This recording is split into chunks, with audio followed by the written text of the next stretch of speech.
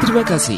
Anda masih bersama kami, Lembaga Penyiaran Publik Lokal 90,1 RGR FM, Radio Pelopor di Tulungagung. Mari kita ikuti acara berikutnya. Radio adalah media pemersatu bangsa. Ayo dengar radio, satu suara berjuta telinga. Saya Joko Widodo, Presiden Republik Indonesia. Teman Anda di segala suasana, Tulungagung 90,1 RGR FM. Gue dapat dari grup sebelah nih. Katanya vaksin COVID-19 itu... Iya. Aku tahu dari temennya temanku punya temen. Nah, kita sebarin aja ke 10 grup. Kita lihat. Udah. Infonya COVID kayaknya nih. Ini apa sih? Berita COVID dari mana nih? Jangan-jangan hoax lagi. bener nggak? Masa hoax tuh? Hoax. Waduh, Hati-hati hoax nih. nih. Masa sih? Selain virus yang mengancam, ada bahaya lain yang mengintai, yang memicu kebingungan, menghapus rasa percaya, membunuh optimisme, membangun rasa curiga. Ribuan hoax yang beredar menghambat penanggulangan pandemi. Stop hoax dari sekarang. Tahan, saring sebelum sebar. Kalau dapat informasi, tahan dahulu. Cek di www.hoax.infovaksin.id baru disebar. Dipersembahkan Kominfo dan Komite Penanganan COVID-19 dan Pemulihan Ekonomi Nasional. Kesehatan pulih, ekonomi bangkit. Serta Indonesia Persada ID untuk menyiarkan baik. Belajar di rumah lebih mudah dengan belajar bareng lewat radio. Ayo belajar bareng lewat radio jam 9 pagi hanya di 90,1 RGR FM Radio Pelopor Tulungagung. Belajar bareng lewat radio kerjasama Diskominfo Kabupaten Tulungagung, Dinas Pendidikan Kabupaten Tulungagung, PGRI Kabupaten Tulungagung, dan 90,1 RGR FM Tulungagung. Teman Anda di segala suasana, Tulungagung 90,1 RGR FM. Assalamualaikum warahmatullahi wabarakatuh. 90,1 RGR FM, Radio Pelopor di Tulungagung. Saatnya belajar. Belajar di Radio RGR FM. Selamat pagi sahabat pelajar dimanapun berada. Apa kabar anak-anakku yang hebat? Pastinya kalian semua selalu dalam keadaan sehat walafiat dan tetap bersemangat meskipun belajar di rumah. Alhamdulillah, hari ini kita bisa berjumpa kembali dalam acara kelas mengajar RGR FM. Ayo semua merapat dan bergabung di 90,1 RGR FM, Radio Pelopor di Tulungagung. Selamat pagi juga kami ucapkan untuk Bapak, Ibu yang selalu sabar mendampingi putra-putrinya untuk belajar di rumah. Sekaligus membantu Bapak Ibu Guru agar anak-anak tetap semangat meskipun belajar di rumah. Tidak lupa kami ucapkan terima kasih kepada PGRI Tulungagung yang telah menginisiasi kegiatan ini, Diskominfo Kabupaten Tulungagung, Dinas Pendidikan Pemuda dan Olahraga Kabupaten Tulungagung, serta 90,1 RGR FM. Acara ini terselenggara sebagai alternatif pembelajaran di rumah untuk menambah ilmu pengetahuan dan pembelajaran lebih menarik dan menyenangkan. Anak-anakku yang hebat, baik yang ada di rumah, di sekolah, atau di studio, atau di mana saja berada, sudah siap untuk belajar ya? Sudah disiapkan buku pelajarannya hari ini? 1 jam ke depan, Bu Rohmi akan mendampingi anak-anakku kelas 5 untuk belajar bareng di 90,1 RGR FM. Untuk edisi kali ini, Jumat 9 April 2021, kita akan mempelajari tematik tema 9, subtema 4. Anak-anakku yang hebat, marilah pembelajaran kita buka dengan berdoa bersama. Berdoa mulai. Berdoa selesai. Semoga dengan doa ini Allah memberi kita bimbingan dan kemudahan dalam mencari ilmu. Dan semoga Allah memberi kita ilmu yang bermanfaat. Amin ya Rabbal Alamin. Ayo kita buka bukunya bersama-sama. Tema 9, benda-benda di sekitar kita.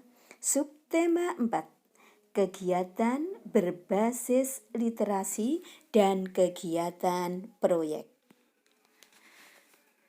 Sekarang kita mulai dengan kegiatan berbasis literasi. Anak-anak, kenapa sekarang ini di setiap tema pasti ada kegiatan berbasis literasi?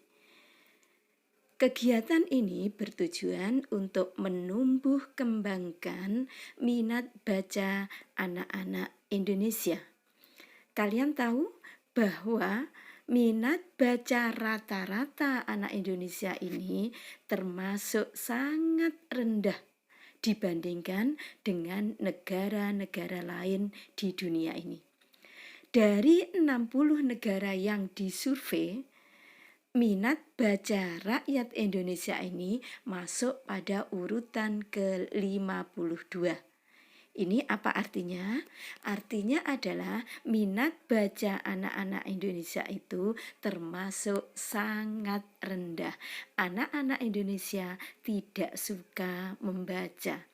Maka dari itu, untuk menumbuhkan minat baca anak-anak Indonesia, maka di setiap akhir tema diadakan kegiatan berbasis literasi. Ayo, sekarang kita mulai kegiatannya. Untuk bacaan yang pertama adalah bacaan yang berjudul Lomba Seni Mempererat Persatuan. Ayo, kita baca bersama-sama bacaan tersebut. Di buku kalian ada pada halaman 183 sampai 186. Yang ada di rumah, yang ada di sekolah, yang ada di mana saja, mari membaca semua. Kita lihat berapa halaman? 1, 2, 3, 4. Ya, ada 4 halaman yang harus kalian baca mulai dari halaman 183 sampai 186. Nah, setelah kalian membaca, ayo kita menjawab pertanyaan-pertanyaan yang ada di bawahnya. Ada berapa pertanyaan? Ayo kita hitung. 1, 2, 3, 4, 5. Ya, ada 5 pertanyaan. Sekarang kita mulai pertanyaan yang pertama. Apa arti kata audisi dan registrasi yang terdapat pada bacaan tersebut? Nah, di dalam bacaan tersebut ada kata audisi dan registrasi. Apa artinya anak-anak? Kalau kalian ingin mengetahui arti kata, kita harus melihatnya di mana? Iya, kita harus melihatnya pada Kamus Besar Bahasa Indonesia yang biasa disingkat dengan KBBI. Menurut KBBI, arti kata audisi adalah pengujian atau tes yang dilakukan terhadap penyanyi atau penari dan sebagainya. Ini biasanya berkaitan dengan lomba seni. Itu adalah audisi. Sedangkan arti kata registrasi menurut KBBI adalah pendaftaran. Jadi, para peserta audisi sebelum tampil harus melakukan pendaftaran atau registrasi. Sekarang pertanyaan yang kedua. Apa tujuan tujuan panitia festival dan lomba seni menentukan lagu perjuangan sebagai lagu wajib. Nah, sesuai pada bacaan di atas, tujuan panitia menentukan lagu perjuangan, yaitu yang berjudul Bangun Pemudi-Pemuda, sebagai lagu wajib adalah lagu ini dinilai dapat meningkatkan rasa cinta tanah air. Sedangkan lagu daerah sebagai lagu pilihan yang dipilih bertujuan untuk meningkatkan rasa persatuan dan kesatuan bangsa Indonesia.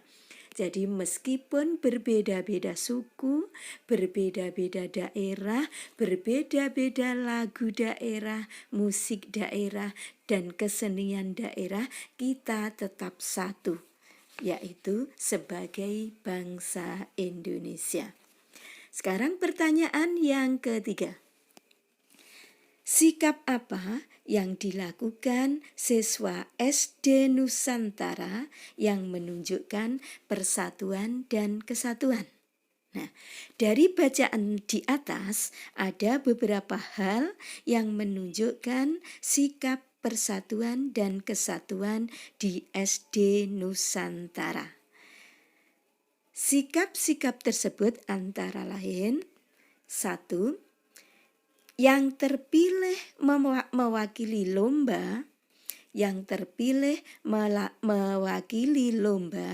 berlatih dengan giat mengikuti instruksi dari pembimbingnya. Sedangkan yang tidak terpilih mewakili lomba memberi dukungan pada temannya yang terpilih. Jadi tidak ada rasa iri atau dendam di antara mereka.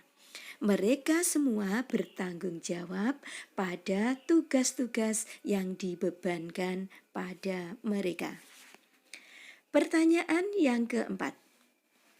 Berasal dari mana lagu daerah yang dinyanyikan oleh kelompok paduan suara SD Nusantara? SD Nusantara tadi menyanyikan lagu daerah. Lagu apa anak-anak? Lagu daerah yang dinyanyikan? Lagu daerah yang dinyanyikan adalah Suwe Ora Jamu. Dari mana lagu Suwe Ora Jamu itu anak-anak? Siapa yang dapat menjawab? Iya, betul sekali. Lagu Suwe Ora Jamu itu berasal dari daerah Jawa Tengah. Sedangkan lagu wajib yang dipilih oleh SD Nusantara, lagu apa anak-anak? Iya, lagu Bangun Pemudi dan Pemuda sebagai lagu wajib yang dipilih oleh SD Nusantara. Selanjutnya pertanyaan yang kelima. Apa pesan yang termuat pada bacaan tersebut? Pesan yang terkandung dalam bacaan tersebut adalah kita harus menjaga persatuan dan kesatuan bangsa. Dengan adanya lomba seni ini, persatuan dan kesatuan bangsa menjadi semakin erat. Dari mana daerahnya? Apa pilihan lagu yang dipilihnya? Tidak ada perbedaan, semuanya adalah bangsa Indonesia. Anak-anakku kelas 5 yang hebat, sekarang kita akan membaca bacaan yang kedua. Bacaan yang kedua ini berjudul Pasar Tradisional Muara Kuin. Bacaan ini menginformasikan pada kita tentang Pasar Apung yang sangat unik yang ada di daerah Banjarmasin. Daerah mana Banjarmasin itu anak-anak? Di provinsi mana? Iya, di Provinsi Kalimantan Selatan. Bagaimana keunikannya? Ayo kita baca teks Pasar Tradisional Muara Kuin. Di buku kalian ada pada buku tema 9 halaman, ayo kita lihat ada di halaman berapa? 188. Halaman berapa lagi? 189, 190, dan 191. Ya, cukup panjang ya anak-anak bacaannya. Ada 4 halaman yang harus kalian baca, mulai halaman 188 sampai 191. Nah, meskipun cukup panjang, saya yakin kalian tidak akan bosan membaca teks ini. Karena apa? Karena teks ini menyajikan informasi-informasi yang sangat menarik dan bahasanya sederhana tapi mudah dipahami. Ayo kita baca bacaan dari bacaan tersebut yang berjudul Pasar Tradisional Muara Kuin. Ayo kita baca semuanya. Nah, setelah kalian baca, ayo kita jawab pertanyaan-pertanyaan yang ada di bawahnya. Ada berapa pertanyaan? Ayo kita hitung. 1, 2, 3, 4, 5. Ada 5 pertanyaan yang harus kalian jawab sesuai dengan isi bacaan tersebut. Pertanyaan yang pertama. Di mana letak Pasar Apung? Di mana anak-anak sesuai bacaan tadi? Iya, letak Pasar Apung ada di Banjarmasin. Provinsi mana anak-anak Banjarmasin itu? Iya, Banjarmasin merupakan ibu kota Provinsi Kalimantan Selatan. Nah, sudah pernah ke sana anak-anak? Sudah pernahkah kalian melihat Pasar Apung yang ada di Banjarmasin? Nah, mungkin ada yang sudah, mungkin ada yang belum. Yang belum bisa kita lihat di bacaan atau di internet juga ada. Kalau kalian ingin melihat suasana Pasar Apung tersebut, lihatlah di internet. Di situ sudah ada bagaimana keunikan Pasar Apung tersebut. Nah, sekarang pertanyaan yang kedua. Sumber daya alam apa yang dimanfaatkan masyarakat yang tinggal di tepi Sungai Barito? Ya, Sungai Barito adalah sungai yang ada di Kalimantan. Masyarakat yang tinggal di tepi Sungai Barito memanfaatkan sungai untuk mata pencahariannya, yaitu apa anak-anak sesuai bacaan? Berdagang. Mereka membuka lapak di atas perahu di sepanjang sungai dan menjual barang dagangannya yang berupa hasil bumi. Pasar Apung merupakan pasar yang tumbuh secara alami karena posisinya yang berada di pertemuan beberapa anak sungai. Pasar ini sudah ada sejak 400 tahun yang lalu. Dan sampai sekarang Pasar Apung menjadi ikon objek wisata di kota Banjarmasin. Mungkin Pasar Apung ini merupakan satu-satunya pasar terapung yang ada di Indonesia. Ya, kapan-kapan nanti kita akan pergi ke Banjarmasin, kita lihat Pasar Apung. Sekarang pertanyaan yang ketiga. Apakah yang dimaksud dengan zat tunggal dan zat campuran? Nah, sesuai yang ada di bacaan yang telah kalian baca, ayo kita mengingat-ingat kembali pembelajaran yang telah lalu. yaitu tentang zat tunggal dan zat campuran. Kalau dalam bacaan itu hanya disebutkan bahwa es teh merupakan zat campuran dan air merupakan zat tunggal. Sekarang apa itu zat tunggal? Masih ingat apa itu zat tunggal? Iya, zat tunggal adalah zat yang terdiri dari satu jenis materi saja. Zat tunggal juga disebut dengan zat murni. Contohnya apa anak-anak? Iya, contohnya air, betul. Apalagi? Gula, betul. Garam, betul. Apalagi? Ya, emas murni 24 karat. Ya, semuanya betul. Sedangkan campuran, apa itu campuran anak-anak? Masih ingat? Iya, campuran adalah zat yang terdiri dari berbagai materi. Campuran ada yang bersifat homogen dan ada yang bersifat heterogen.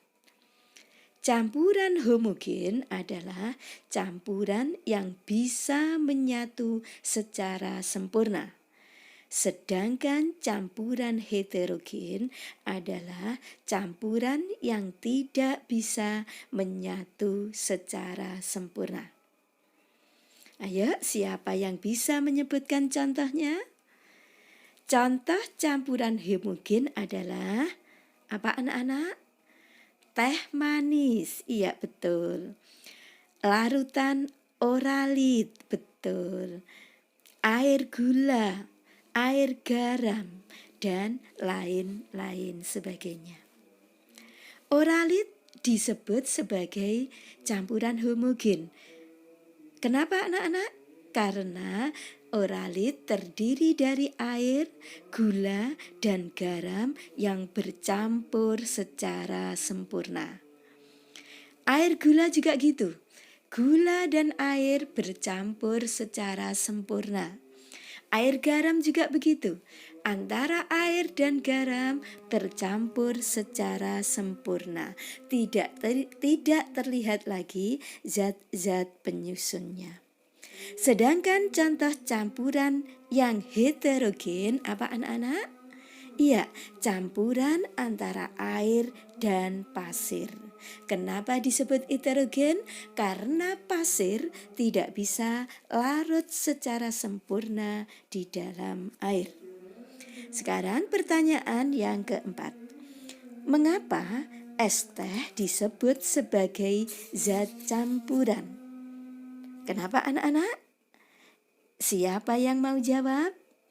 Es teh disebut campuran karena es teh terdiri dari beberapa materi, yaitu air yang telah membeku menjadi es, gula, dan teh.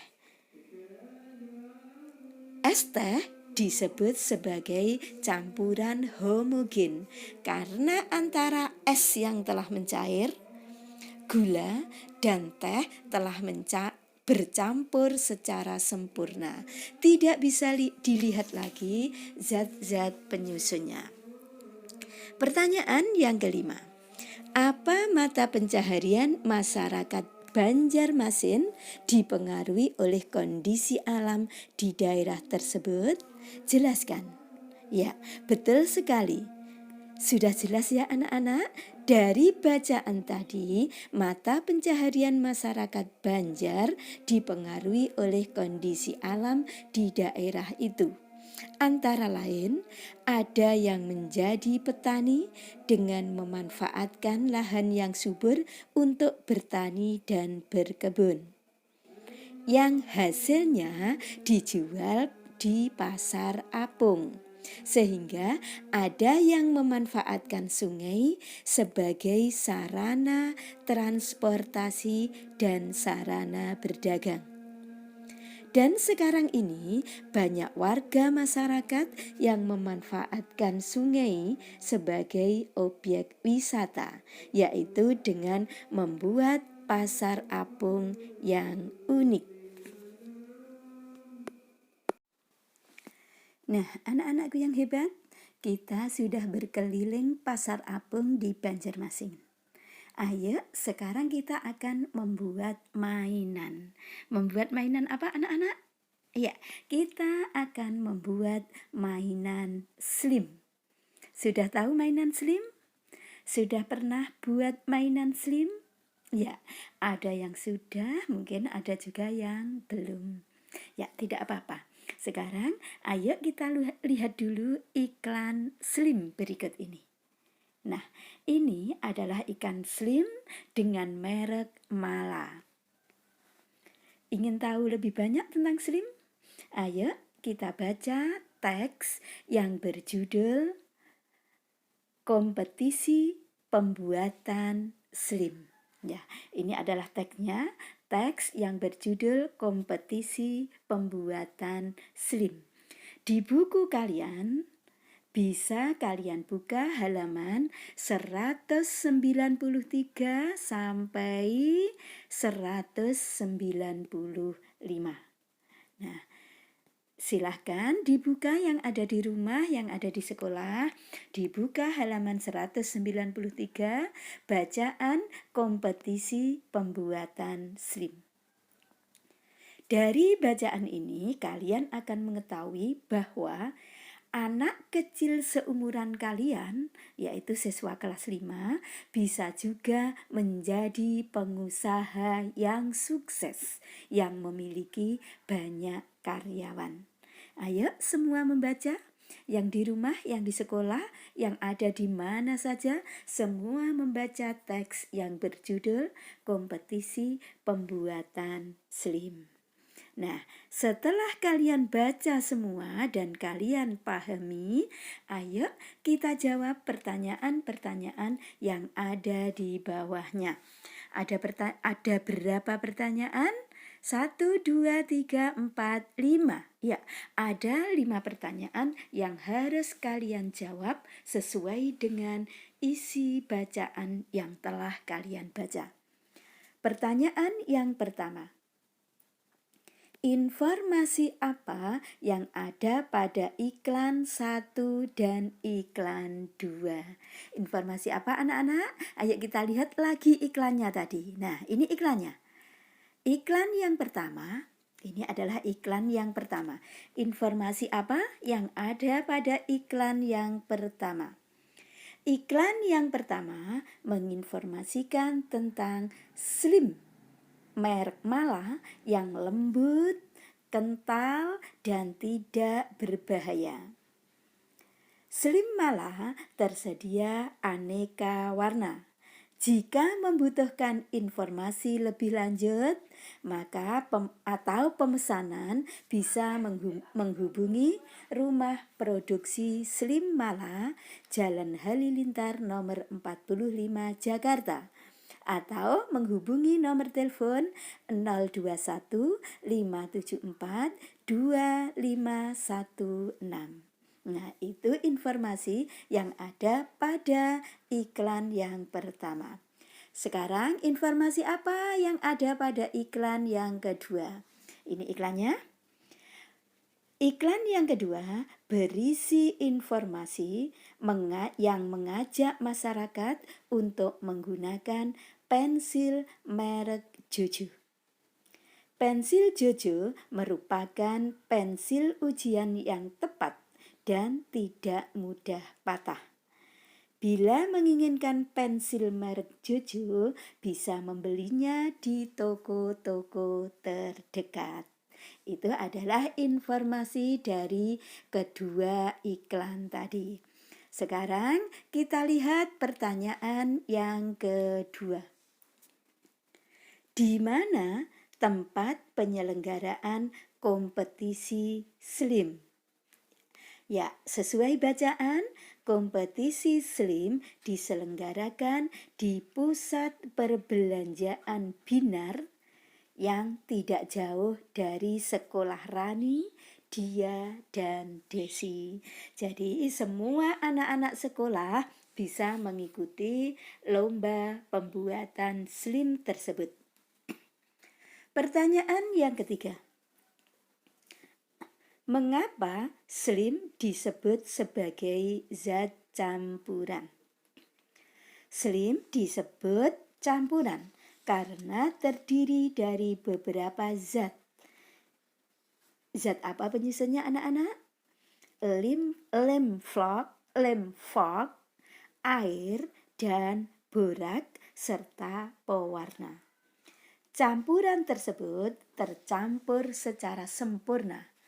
Tidak bisa terlihat unsur-unsur penyusunnya, sehingga disebut campuran homogen. Pertanyaan yang keempat. Apa manfaat yang diperoleh Rani membuat selim bersama teman-temannya? Manfaat yang diperoleh Rani dalam membuat selim bersama teman-temannya adalah memupuk rasa persahabatan di antara mereka. Dan mereka bisa mendapatkan uang hasil penjualan selim mereka. Uang itu mereka tabung dan jika sudah terkumpul banyak akan dibagikan secara adil. Pertanyaan yang kelima.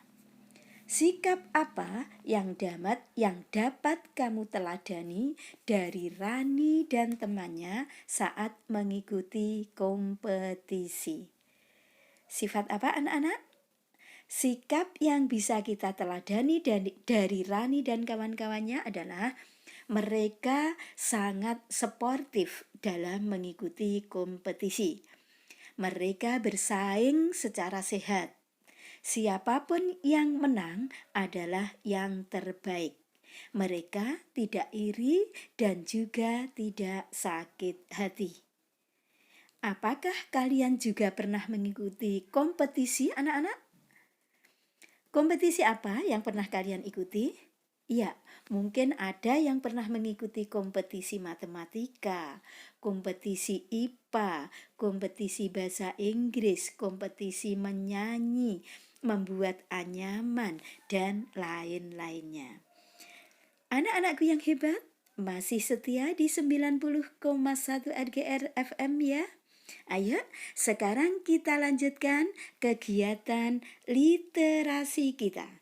Kita akan membaca bacaan yang keempat, yaitu bacaan yang berjudul Lestarikan Sungai dengan Prokasih. Prokasih itu merupakan akronim atau singkatan. Singkatan apa? Siapa yang tahu? Ayo. Prokasih adalah singkatan dari program Kali Bersih. Apa yang dilakukan dalam prokasih? Ayo kita lihat informasinya dalam cerita fiksi yang berjudul Lestarikan Sungai dengan Prokasih. Di buku tematik kalian ada di halaman 197 sampai halaman berapa anak-anak? Sampai halaman 200. Ya, cukup banyak ya. Kita hitung berapa halaman? 1, 2, 3, 4. Ya, ada 4 halaman yang harus kalian baca dan kalian pahami. Ayo, semua membaca ceritanya. Setelah kita baca, ayo kita menjawab pertanyaan-pertanyaan yang ada di bawahnya. Kita hitung ada berapa pertanyaan? 1, 2, 3, 4, 5. Ya, ada 5 pertanyaan yang harus kalian jawab sesuai bacaan. Pertanyaan yang pertama. Mata pencaharian apa yang dimiliki oleh warga Sukamakmur? Mata pencaharian warga Sukamakmur beragam. Ada yang sebagai perajin gerabah, ada yang sebagai karyawan pabrik, guru, peternak lele, tukang bangunan, dan buruh serabutan. Apa itu buruh serabutan anak-anak? Buruh serabutan adalah buruh yang apa adanya pekerjaan dia kerjakan. Ya kadang-kadang membersihkan halaman, kadang-kadang mencangkul, berkebun, tukang angkut barang, dan kadang-kadang juga sebagai kuli bangunan. Itu adalah buruh serabutan. Pertanyaan yang kedua, mengapa iklan yang dibuat tokoh disebut iklan layanan masyarakat? Kenapa anak-anak? Karena iklan tersebut dibuat untuk masyarakat, mengajak masyarakat untuk melakukan sesuatu yang baik atau menginformasikan sesuatu pada masyarakat. Contohnya, iklan yang mengajak masyarakat mengikuti Prokasih, program Kali Bersih. Himbauan masyarakat untuk tidak membuang sampah sembarangan. Iklan penghijauan, iklan untuk menjaga kebersihan lingkungan, dan iklan untuk melestarikan air dan udara. Pertanyaan yang ketiga, apa isi kalimat yang dibuat tokoh dalam bacaan tersebut? Kalimat yang dibuat oleh tokoh dalam bacaan tersebut, ayo kita lihat. Nah, ini adalah kalimat yang dibuat oleh tokoh dalam bacaan tersebut yang dibuat sebagai iklan. Terima kasih tidak membuang sampah di sungai. Kami mendukung program Kali Bersih. Kalimat ini mengajak masyarakat untuk tidak membuang sampah di sungai agar air sungai tetap bersih dan jernih. Ya, ayo kita ikuti iklan tersebut. Sekarang pertanyaan yang nomor 4. Mengapa kerja bakti turut mendukung terciptanya persatuan dan kesatuan? Kenapa anak-anak? Kerja bakti turut mendukung terciptanya persatuan dan kesatuan karena dengan kerja bakti bisa menjalin rasa persaudaraan antar warga.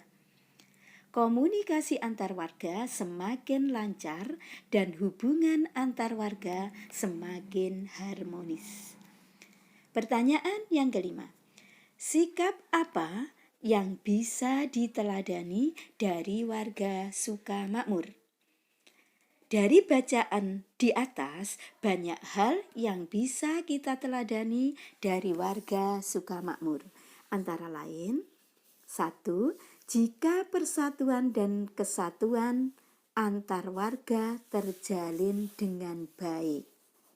Ya, saya ulang. Yang pertama, jiwa persatuan dan kesatuan antar warga terjalin dengan baik.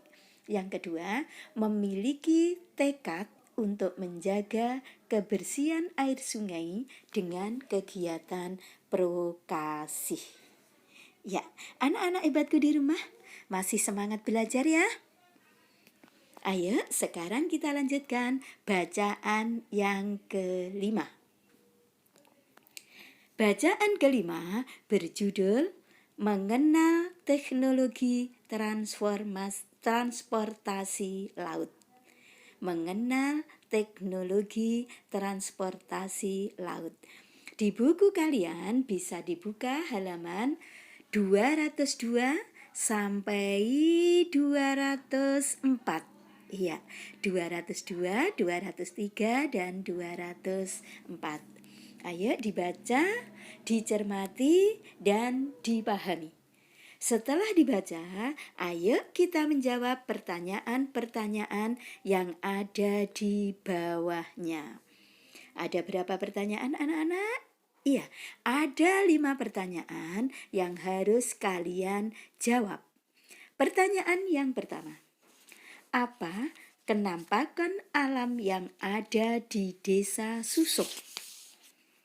Desa Susoh adalah suatu desa di Kabupaten Aceh Barat. Kenampakan alamnya merupakan daerah pantai dan laut.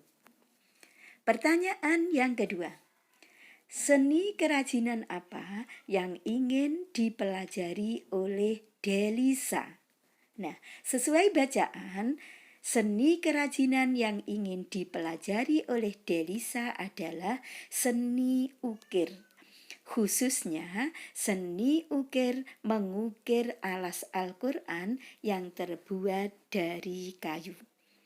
Seni ukir ini akan dipelajari Delisa pada suami istri yang bekerja memproduksi alas Al-Quran dari kayu.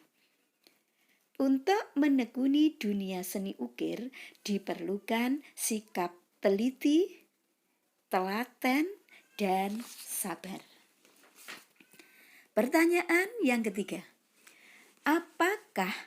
Apakah mata pencaharian masyarakat Desa Susoh sesuai dengan keadaan geografisnya? Jelaskan. Sesuai apa tidak anak-anak? Iya, mata pencaharian masyarakat Desa Susoh sesuai dengan kondisi geografisnya yang merupakan daerah pantai. Banyak warga yang bekerja sebagai nelayan, penjual ikan, dan pengrajin.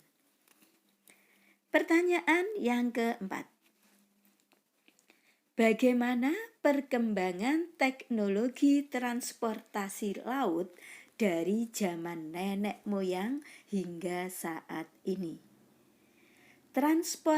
Transportasi khususnya transportasi laut berkembang sesuai dengan kemajuan zaman.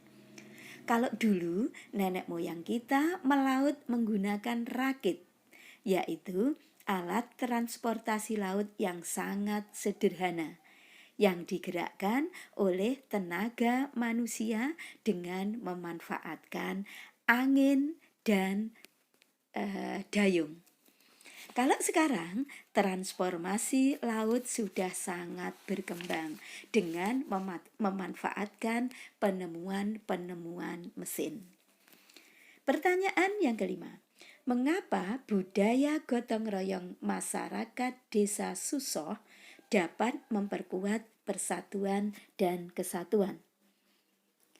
Gotong royong masyarakat Desa Susoh dalam menarik kapal baru dari daratan menuju perairan pantai dapat memperkuat persatuan dan kesatuan karena dalam gotong royong tersebut terjadi komunikasi yang akrab, hubungan yang harmonis, sehingga dalam gotong royong tersebut akan mempererat tali persaudaraan antar warga.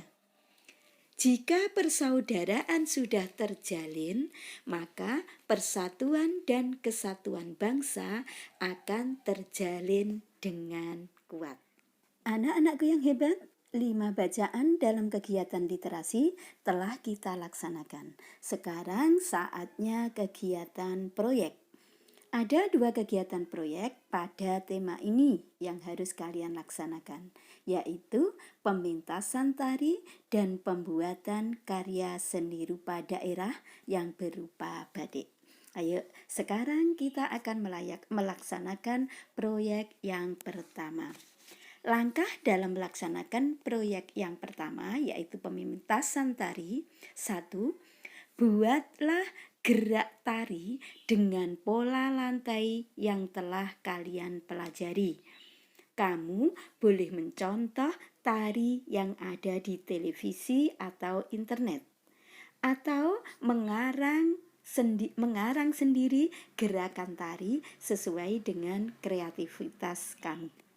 2. Tentukan iringan untuk mengiringi tarianmu.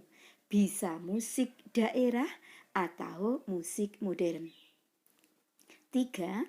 Berlatihlah memadukan antara gerakan dan iringan musik. 4. Siapkan juga busana tari sederhana sesuai dengan tarian yang kalian bawakan. 5. Siapkan juga propete tari sesuai tari yang kalian bawakan. 6. Pentaskan gerak tari kreasi kamu di panggung pementasan dengan iringan dan busana yang telah kamu persiapkan. Jika tidak memungkinkan dalam panggung pementasan, maka videokan tarian kamu dan kirimkan pada guru kalian masing-masing. Siap anak-anak? Bisa anak-anak? Iya, saya yakin kalian pasti bisa. Kalian adalah anak-anak kelas 5 yang hebat dan luar biasa. Proyek yang kedua. Buatlah karya seni rupa daerah terapan yang berupa batik tulis. Masih ingat tentang batik tulis? Langkah-langkah pembuatan batik tulis adalah sebagai berikut. Siapkan alat dan bahan membuat batik tulis. Alatnya berupa kompor kecil untuk memanaskan lilin, wajan kecil, tempat wadah untuk lilin dipanaskan. 3. Gawangan adalah alat untuk menyampirkan kain yang akan dibatik. Gawangan ini terbuat dari bambu. 4. Canting adalah alat untuk membuat motif batik. 5. Panci atau ember, yaitu tempat untuk pewarna kain batik. Dan yang terakhir, alat yang terakhir adalah panci yang agak besar yang akan digunakan untuk melarutkan lilin dari kain tersebut. Sekarang bahan-bahannya, apa saja bahan untuk membuat batik tulis? 1. Lilin. Lilin ini berguna untuk menutupi motif atau warna yang akan dipertahankan. 2. Kain mori yang akan dibatik.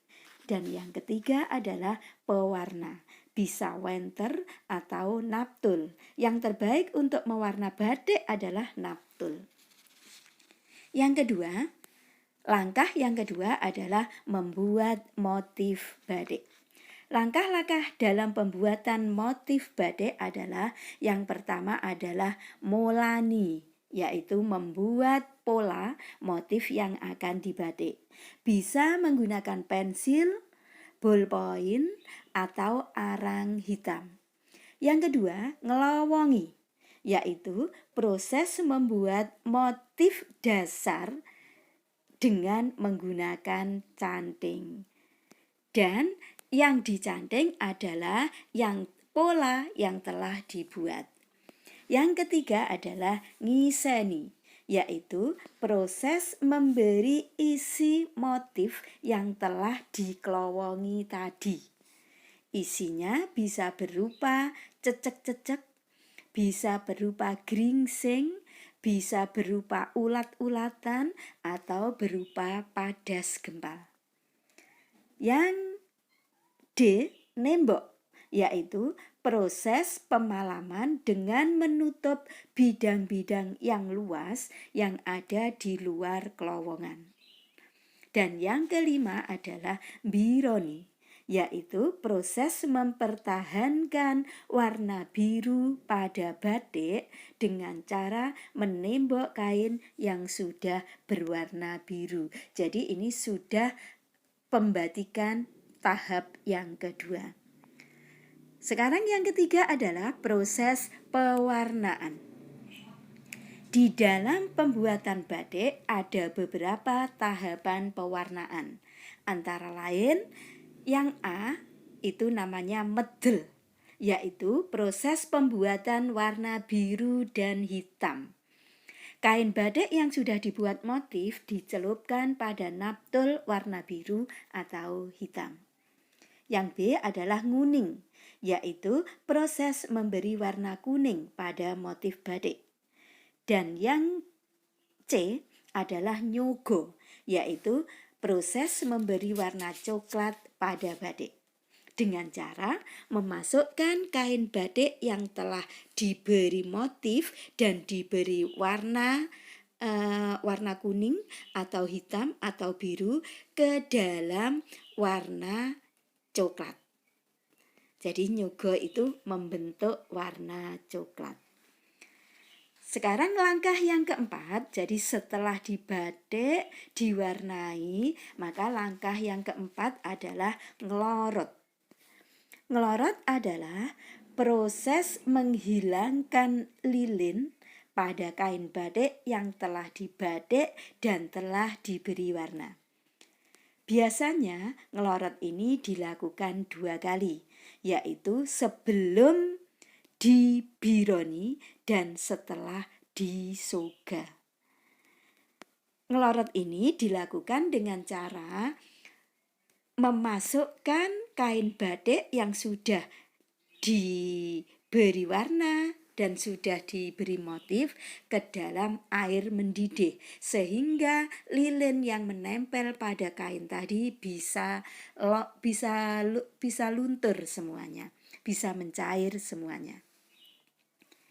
Langkah yang kelima adalah nganji, yaitu proses mencelupkan kain batik yang telah dilorot dan dicuci bersih ke dalam larutan air dan kanji.